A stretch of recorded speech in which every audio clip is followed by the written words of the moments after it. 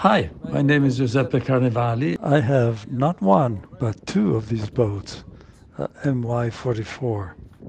I'm actually probably better known as for being the founder of Navionics, inventor of the app that most likely you are using today when you go boating. And I'm also a naval architect, a mechanical engineer, a helicopter and airplane pilot, and I'm a former Navy officer. I have been the director of a boatyard. I was the project manager of the then most sophisticated yacht ever built in the world.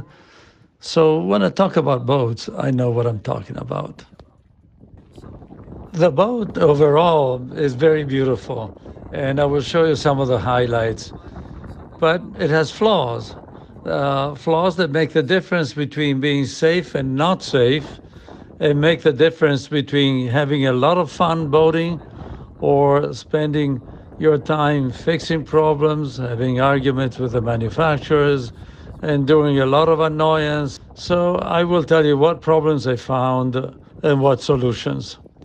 The boat, as I was saying, is actually very, very beautiful. I mean, the view that you have in here, the space in the salon.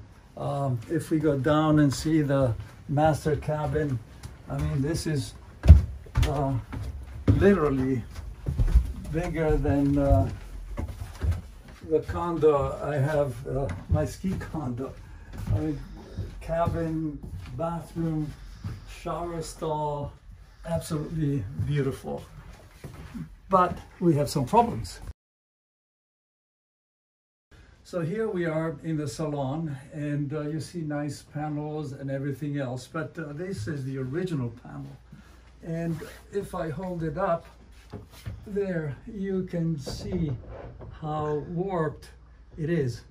This actually fell down because it's so warped that this thing wouldn't hold it in place anymore.